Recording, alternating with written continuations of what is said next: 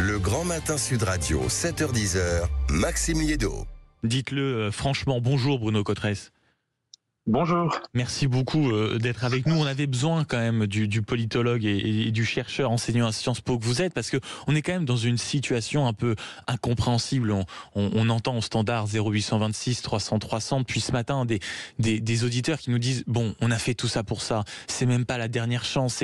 C'est le retour à la préhistoire en réalité. Quel est vous le regard de politologue, pas de langue dans sa poche, que vous portez sur les nominations et sur les noms entendus depuis hier soir 18h?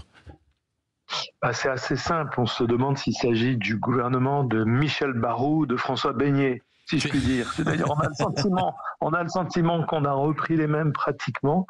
Non seulement il y a une partie importante de l'équipe qui était dans le gouvernement Barnier ou de personnalités qui ont déjà été dans les gouvernements d'Emmanuel Macron.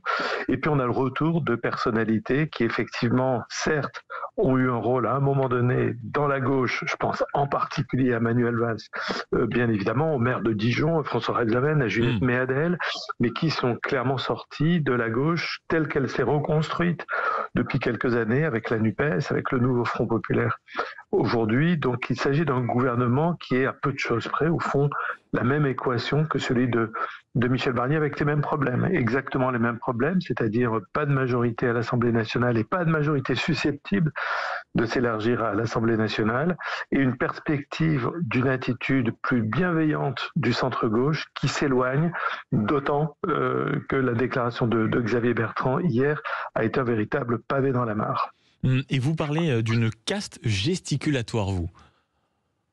Oui, c'est vrai que l'expression peut sembler un peu forte, mais c'est vrai qu'elle correspond à ce qu'on mesure, nous, dans les enquêtes d'opinion que nous réalisons à Sciences Po. Depuis des années, on a un baromètre de la confiance politique que nous réalisons toutes les années au mois de janvier. Je m'attends cette année à avoir une année particulièrement difficile sur la vision qu'ont les Françaises et les Français de la classe politique, de la vie politique, qu'ils ressentent comme quelque chose de plus en plus étranger à eux-mêmes.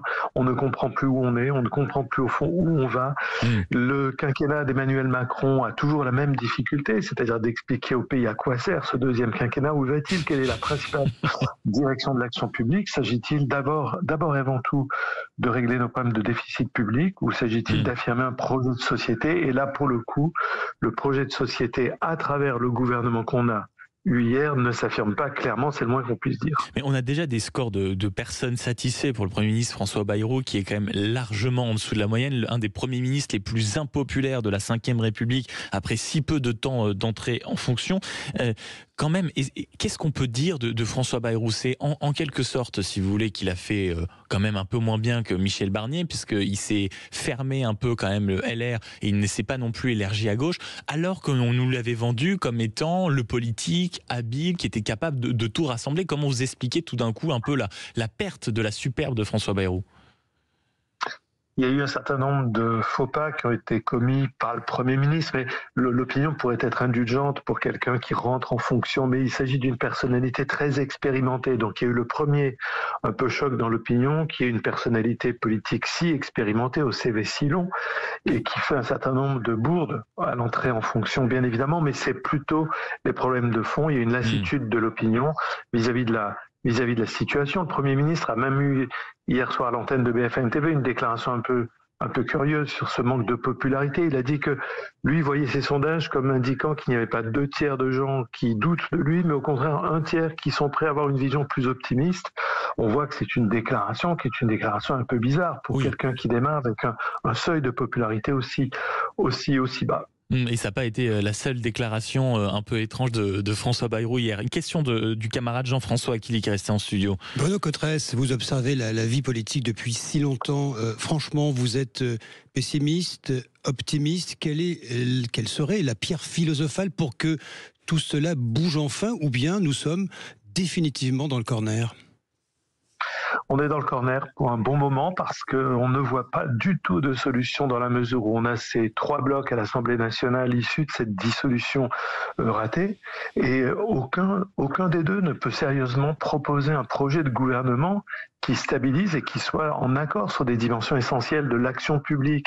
On voit bien qu'il y a une mission sacrée qui est les déficits, la loi de finances et les déficits, mais même là-dessus, les moyens de résorber les déficits et l'affirmation de direction de politique publique dans la loi de finances ne font pas l'objet d'un accord entre ces trois blocs. Il faudra sans doute qu'à un moment donné, quelque chose d'important se passe. Est-ce que le chef de l'État peut prendre une initiative à un moment donné? Je ne sais pas. Est-ce qu'il s'agit d'un référendum? Est-ce qu'il s'agit d'une nouvelle dissolution? Mais on voit qu'on ne peut pas continuer comme ça jusqu'en 2027.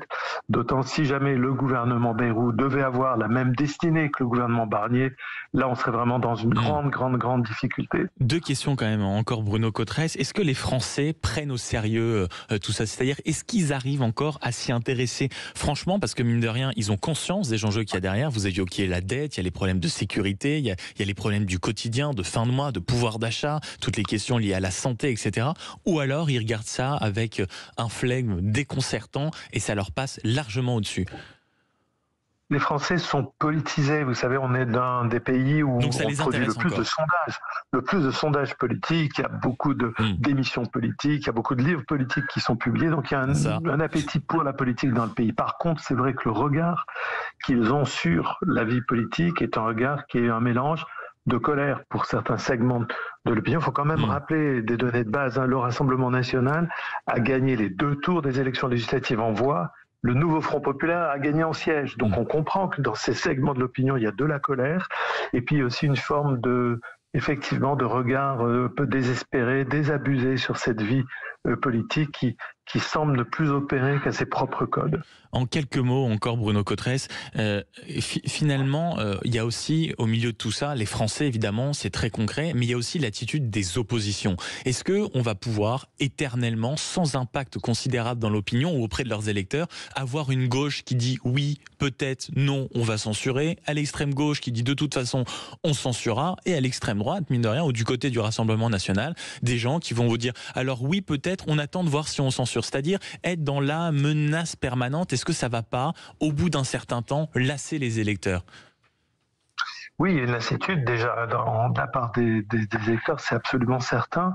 Il restera effectivement aux oppositions à donner davantage de sens à leur opposition si le gouvernement Bayrou devait tomber. C'est vrai que le Parti socialiste en particulier, lui qui a voulu au cours des dernières semaines passer le message qu'il était prêt au fond être davantage conciliant, à dire mais si Bayrou va dans notre sens sur la réforme des retraites, on ne va pas censurer automatiquement.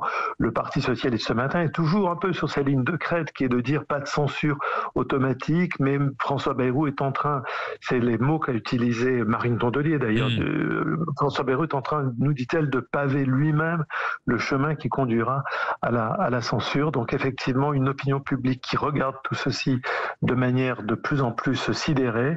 Déjà l'ampleur de nos déficits publics, donc l'opinion regarde ça de manière inquiète, sidérée, et regardant la vie politique comme effectivement incapable de faire face à cette situation. Merci beaucoup Bruno Cotresse d'avoir été avec nous en direct sur Sud Radio. On n'a même pas eu le temps même de parler de ces petits bouts de papier qu'on s'envoyait de Premier ministre à formation politique pour être sûr que les lignes rouges ne seraient pas franchies ou que les garanties sont bien accordées. Vous êtes dans Sud Radio. Dans quelques instants, l'interview politique, 8h30, Edwige Diaz, vice-présidente du Rassemblement national, sera avec nous pour aborder ces questions de censure du nouveau gouvernement. Est-ce qu'il sera question de Xavier Bertrand, mais aussi du fond, les agriculteurs, la politique économique? Mais juste avant, on est obligé de faire un tour du côté des dernières informations.